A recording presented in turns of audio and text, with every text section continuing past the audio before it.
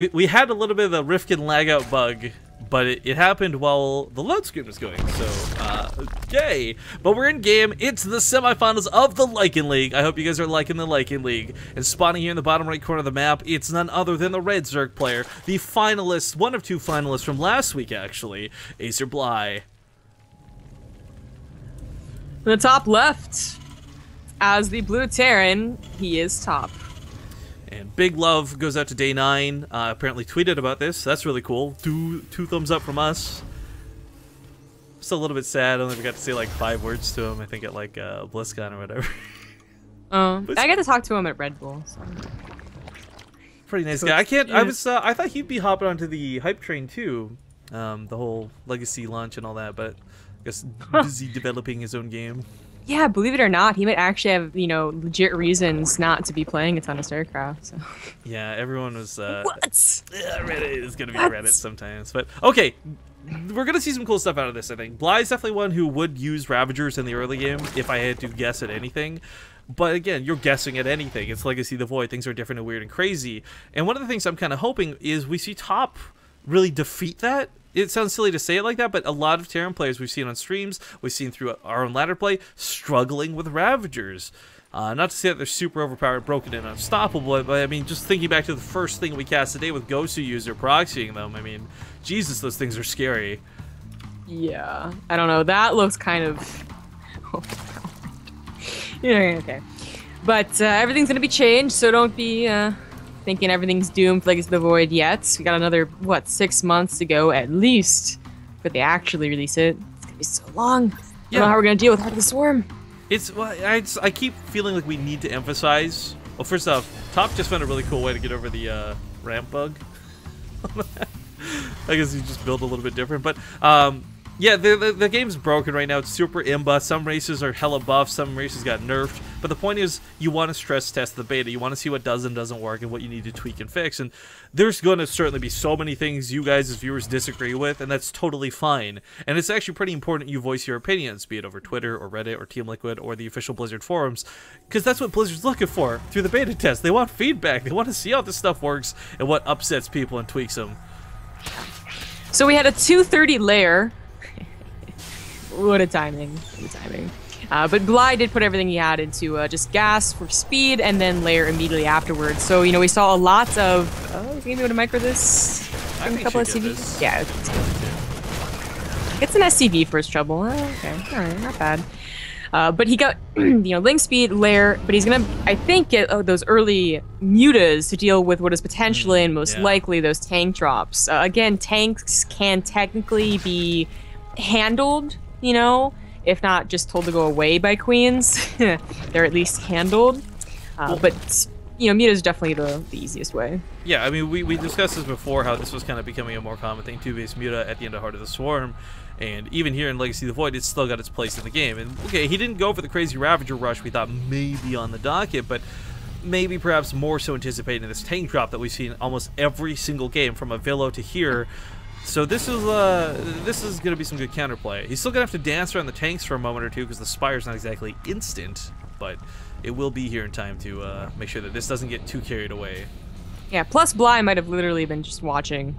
So not only is this probably popular for Terrans on the ladder in every tournament he's played in, but I think he was actually watching the last match as he was waiting to see who his opponent was. Someone on Twitter replying, by the way, with... Love in the Lycan League. I'm sorry, sir. You have to be liking the Lycan League. There's no love in the Lycan League. You go to... Liking the Lycan Legacy of the Void. No, wait. Crap. I'm loving the Legacy of the Void because I'm liking the Lycan League.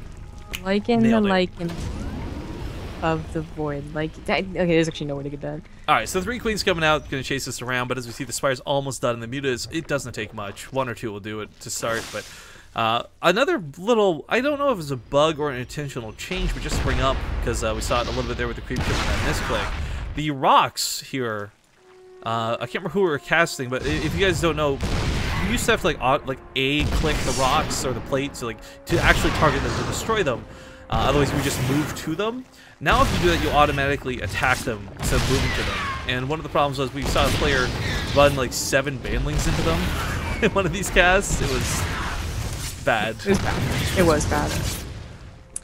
Well, the Queens want to make sure that third gets up pretty, at least somewhat healthy, so they did bother losing a couple of health and energy and defending against that. Now the mutas are on the way, though.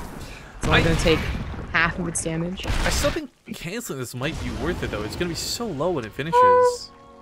Well, the thing is, I think the mutas are going to give such good control that there shouldn't be a drop that he misses, for instance, that kills it because it's low. There shouldn't be a frontal attack that he can't deal with or force back with the mutas that will kill it. So I don't think so. This is like exactly what happened versus Tefl. Yeah, I was just thinking like he was doing so much drops versus Tefl too, though, and maybe it isn't the problem. Maybe it is. We'll find out as time goes on. But Marine's gonna struggle to deal with the mutas for now. Cyclone isn't quite out like we had last time. Cyclone was what made holding this so easy because Marines, while good damage, severely limited by their range when chasing the mutas around. Cyclone doesn't have that problem. This. You see this micro? He's leaving. Well, okay, it's failing right now, but he's leaving the weakened mutas just straight up behind, so they can't be focus fired. Yeah. Now it chooses not to, and it will lose to the ones that were weak. Okay, well, sorry for highlighting your micro as soon as you fail. This is why I didn't bring attention to it. Not that I missed it. I just knew that it wasn't that great. Okay. It was good until he decided not to do it anymore. I don't know what that was. Bailing Buzz possibly coming to break the ramp, though. Maybe Bly's thinking he's going to get some blood out of this. I mean, oh, yeah. If he breaks the ramp, cool. But he doesn't exactly have a whole swell of 90 lings behind us waiting to run in. So you don't even have to break the ramp, though. Like, if he does, then that's his choice and whatever. But, you know, what he could just wait for is top has to take a third. He had to take it in Heart of the Swarm pretty quickly. And Legacy of the Void, it's even more urgent. Yeah, so he just waits for the Marines to pop out. They barely have any room to kite back to if they raise their supply depots. The mutas are on top of the medevacs anyways. And suddenly, you got a stew going. That's very true. But for me, this is a little bit sad because kind of Heart of the Swarm-esque. Not really seeing too much new stuff through it, but one of the other things, if he had a little more air control, if these mutas weren't such a big deal, he could maneuver tanks around, and sniping off the Banelings is actually a lot easier than trying to use Widow Mines.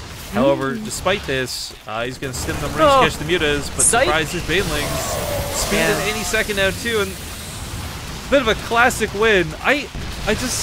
For top, he had such a great muta defense through that Cyclone in the series versus Tefl, but this game was not at all the same. And he's struggling. He's still struggling. Well, a lot of the Banelings crash into the tanks and the missile turrets, so a surprising amount of SCVs live. Still at 31 and 3cc. If he was able to push it back here right now, I think it'd be okay. But the mutas on top of the production, more lings are flooding in. And if they get on top of the production too, then there's probably no chance for top. He's already lost so much through this, and on top of this, reactors go down. I mean, that is insult to injury normally, but a drop on the other side of the map looking to try and drive Bly back home, and it might just succeed in doing that. But does this actually buy top enough time to recover? He's still not dealing with the mutas. Yeah, the muta's not killing more SCVs. Suddenly, what was 31 and recoverable is going down to 19. Bly suddenly going to go from like 40 to 34 real fast. Marines, they get picked up. There's some Banelings out to help defend us now. Bly gonna leave well enough alone and come back home, but I think Bly still comes out of this ahead. The resources lost really not that crazy different, but it's the fact at the top. He's down on work in such a bad way. It's hard to say though, really.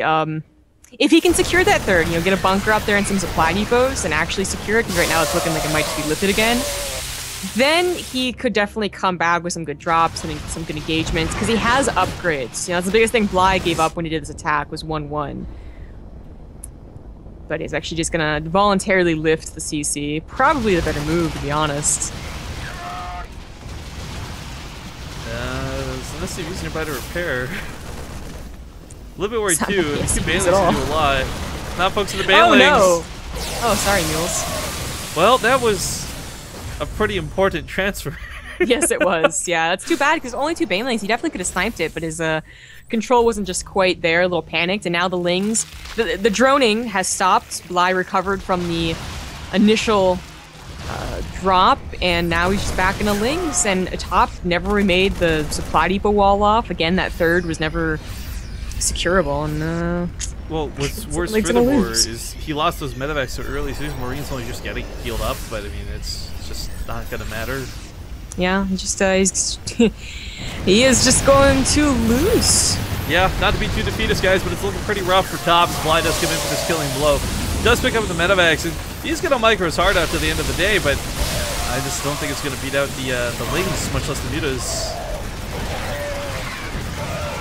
I think another big part of this is that there was no easy splash. Tanks coming out one at a time, and the production has always been a little lackluster from top in those previous TVZs, where it was one tank at a time for a very long time. In worst case situations in Heart of the Swarm, when that exact attack happened, you would get those clutch like 2 to 4 Widow Mines because it reactored. Yeah.